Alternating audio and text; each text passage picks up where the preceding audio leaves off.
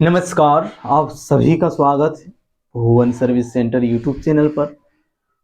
और इस लेक्चर में आप सभी से डिस्कशन करने वाले हैं यूपीएससी सीएससी एग्जामिनेशन से संबंधित जो भी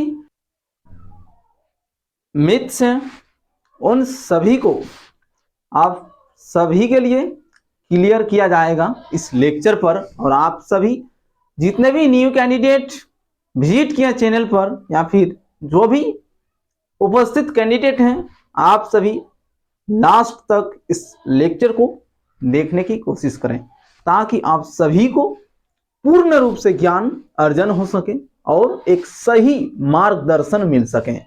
इसलिए आप सभी से रिक्वेस्ट है कि आप सभी अंतिम तक वीडियो को देखने की कोशिश करें। ठीक है, तो लेक्चर को स्टार्ट करते हैं। यूपीएससी सीएससी एग्जामिनेशन के माध्यम से विभिन्न डिपार्टमेंटों में विभिन्न प्रकार के पदों पर भर्ती की जाती है। तो आप सभी मुख्यतः सबसे वायरल पोस्ट आईएएस है, आईपीएस है और आईएफएस, आईआरएस।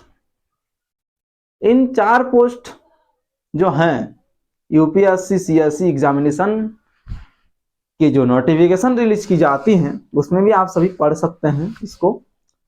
तो आईएएस, आईपीएस, आईएफएस और आईआरएस ये चार पोस्ट लगभग वायरल वाला पोस्ट है। ठीक है, तो जितने भी कैंडिडेट का सपना है कि हम यूपीएससी सीएससी एग्जामिनेशन को देंगे, उस मिशन पर आप सभी पहुंचने के लिए आप सभी के लिए एक मिशन होना चाहिए और लक्ष्य भी होनी चाहिए आप सभी का, और एक सही मार्गदर्शन की जरूरत है ताकि आप सभी एक सही मार्ग पर चलें। सही मार्ग पर चलेंगे तभी आप सभी अपनी मंजिल तक पहुंच पाएंगे। तो यूपीएससी सीएससी एग्जामिनेशन के संबंध में आप सभी से इस वीडियो में डिस्कशन करेंगे। तो यूपीएससी सीएससी एग्जामिनेशन में सबसे पहले प्रीलिम्स एग्जाम कंडक्ट की जाती है, इसके बाद मेंस एग्जाम कंडक्ट की जाती है, देन इंटरव्यू के लिए आप सभी को यूपीएससी के ऑफिशियल कार्यालय पर आप सभी को जाना होता है और इंटरव्यू वहीं पे होती है, कहाँ, दिल्ली में। तो आप सभी सबसे पहले प्रीलिम्स के लिए तैयारी करते हैं, यहीं पे आप सभी से चूक हो जाती है कि आप सभी को प्रीलिम्स के लिए अलग से कोई पढ़ाई नहीं करनी है। आप सभी को मेंस को देखते हुए पढ़ाई करनी है और मेंस के अकॉर्डिंग ही आप सभी तैयारी कीजिए, उसी में आप सभी का प्रीलिम्स भी इंक्लूड है। ठीक है, यूपीएससी मेंस सिलेबस जो है और प्रीलिम्स सिलेबस है दोनों में लगभग सेम है, इसलिए आप सभी मेंस एग्जामिनेशन को ध्यान में रखते हुए तैयारी करें।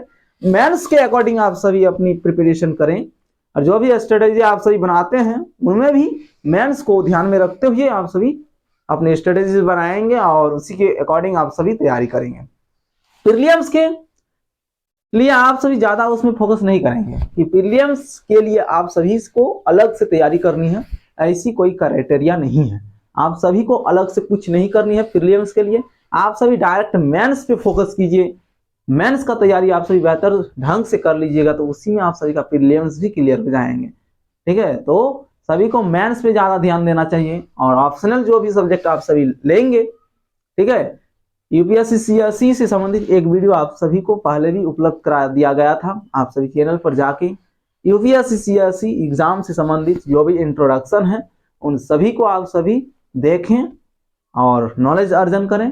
फिर यदि समझ में नहीं आता है तो या फिर इस वीडियो को आप सभी देख के नॉलेज अर्जित कर सकते हैं। तो ऑप्शनल पेपर जो भी आप लेना चाहते हैं, कौन क्या करता है ये आपको नहीं देखना है। कोई हिंदी माध्यम से आता है, कौन इंग्लिश माध्यम से आता है, वो भी नहीं देखना है। हिंदी माध्यम का स्टूडेंट है तो भी ठीक है, इंग्लिश माध्यम का स्टूडेंट है तो भी ठीक है। ठीक है, माध्यम से कोई भेदभाव नहीं किया जाता है यूपीएससी की ओर से। ठीक है, ये सब मिथ आप सभी को अपनी भ्रम दूर करनी होगी, क्योंकि ये भ्रम फैलाया गया है कि हिंदी माध्यम के स्टूडेंट से भेदभाव किया जाता है, ये बिल्कुल गलत बात है। भेदभाव नहीं किया जाता है। आप सभी हिंदी माध्यम से हैं तो हिंदी माध्यम से ही प्रिपरेशन करें आप सभी। और जो भी सब्जेक्ट लेना चाहते हैं, आपको किस में इच्छुक है, आप सबसे इंटरेस्टिंग आपको कौन सा चीज पढ़ने में आता है, ठीक है, पढ़ने में कौन सा सबसे अच्छा लगता है आपको, वही चीज आप ऑप्शनल में लेने की कोशिश करें। वही चीज आप सभी ऑप्शनल सब्जेक्ट के रूप में लेने की कोशिश करें। जो सबसे ज्यादा उसमें आपका पूरा रुचि है उसी को ऑप्शनल में रखेंगे तो आपका बेनिफिट है उसमें, ठीक है। तो बाकी आपका दोस्त ले रहा है उसी के अनुसार हम लेंगे, हिंदी साहित्य ले रहा है तो हम भी हिंदी साहित्य लेंगे, ऐसा किसी को नहीं करना है। आपका इंटरेस्ट किसमें है वो चीज आपको लेनी है, ठीक है।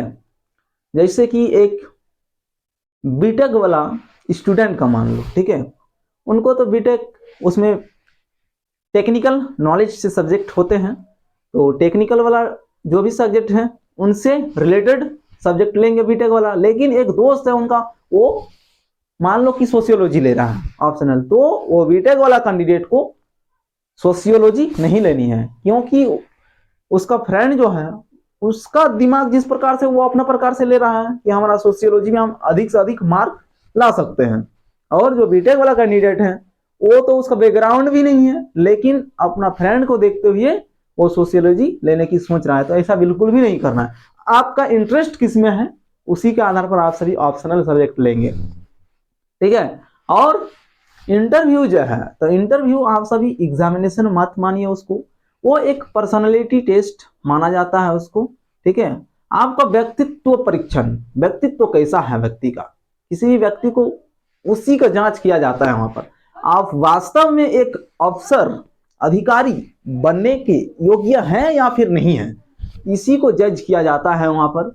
आपका पर्सनालिटी कैसी है यही चीज, ठीक है। वहां के जो भी सदस्य होते हैं यूपीएससी के मेंबर, यूपीएससी मेंबर द्वारा आपका जांच किया जाता है, ठीक है। साइकोलॉजिस्ट भी होते हैं वहां पर, और साइकोलॉजिस्ट जो होते हैं वो अपने अकॉर्डिंग क्वेश्चन भी पूछते हैं कैंडिडेट से, जो कि यूपीएससी सीएससी का इंटरव्यू में ये चीजें सम्मिलित हैं।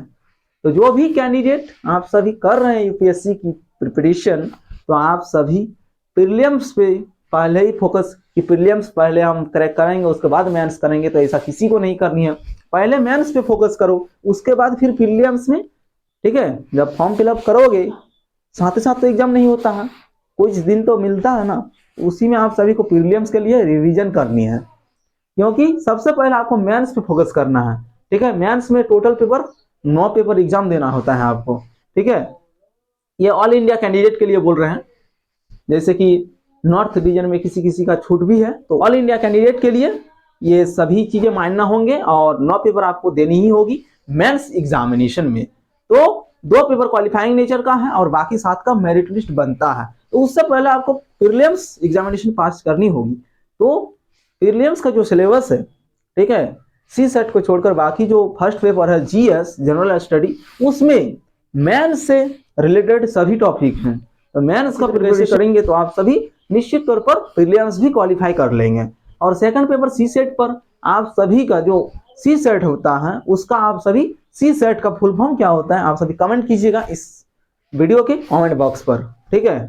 तो सी सेट का फुल फॉर्म जो होता है उसी में इंक्लूड किया गया है, जो भी यूपीएससी एस्पिरेंट हैं उन सभी समझते होंगे कि सी सेट का फुल फॉर्म क्या होता है, वो चीज आप सभी कमेंट करेंगे। और सी सेट का मतलब जो होता है उसको आप सभी एनालिसिस कीजिएगा, इसका मतलब होता क्या है, वास्तव में यूपीएससी जांचना क्या चाहती है। उसमें मैथ, रीजनिंग और कंप्रीहेंशन से संबंधित क्वेश्चन पूछी जाती है, ठीक है।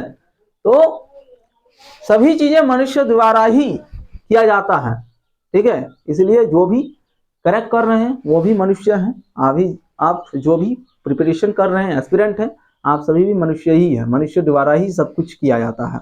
इसलिए घबराना नहीं है किसी को, आप सभी निश्चित तौर पर सफल होंगे। अपनी मन लगन लगाकर आप सभी तैयारी करें यूपीएससी सीएससी का, और जहां पर भी आप सभी को दिक्कत हो तो आप सभी निश्चित रूप से आप सभी इस वीडियो के कमेंट बॉक्स में जाके कमेंट कीजिए कहाँ पर आप सभी को दिक्कतें आ रही है।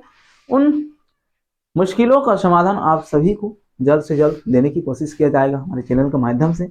आप सभी जहां भी अटकते हैं तो आप सभी तुरंत ही कमेंट करें, ठीक है। तो आप सभी को बताना इतना ही था कि आप सभी सबसे पहले मेंस एग्जामिनेशन की तैयारी करें, उसके बाद प्रीलिम्स पे आए। और इंटरव्यू का चिंता मत करें, क्योंकि इंटरव्यू एक एग्जाम नहीं, एक पर्सनालिटी टेस्ट है। ठीक है, वो चीज जो यूपीएससी के द्वारा एक अधिसूचना जब जारी की जाती है, उस टाइम पे ही आप सभी को यूपीएससी इंटरव्यू के लिए जो भी चीजें हैं उन सभी को उस अधिसूचना में जोड़ दिया जाता है। अधिसूचना आप सभी अच्छी तरीके से पढ़ेंगे, आप सभी को भी भली भांति समझ में आएंगे। ठीक है, तो इंटरव्यू का आप सभी प्रिपरेशन किस तरह से करेंगे? जो व्यक्तित्व है व्यक्ति का, ठीक है, अपने व्यक्तित्व को विकसित करने की कोशिश करें, और जो भी मानवता है उन सभी को भी अपने ध्यान में रखते हुए अपने अंदर एक मानवता का जो भी रूल्स रेगुलेशन होती है उन सभी को सम्मिलित करने की कोशिश करें, और पर्सनालिटी को डेवलप करें, ताकि लगे कि हाँ वास्तव में एक अवसर है। ठीक है, इसी प्रकार से आप सभी इंटरव्यू को भी क्वालिफाई कर पाएंगे। तो 3 ही स्टेज हैं। सबसे पहले आप सभी को मेंस की प्रिपरेशन करनी है, उसके बाद आप सभी को प्रीलिम्स पे थोड़ा सा ध्यान देना है, इसके बाद आप सभी को इंटरव्यू पे जाना है। ठीक है, तो इस लेक्चर पर यहीं पे रहने देते हैं, आप सभी बने रहें। इसी के साथ इस लेक्चर को समाप्त करते हैं। जय हिंद, जय भारत, धन्यवाद।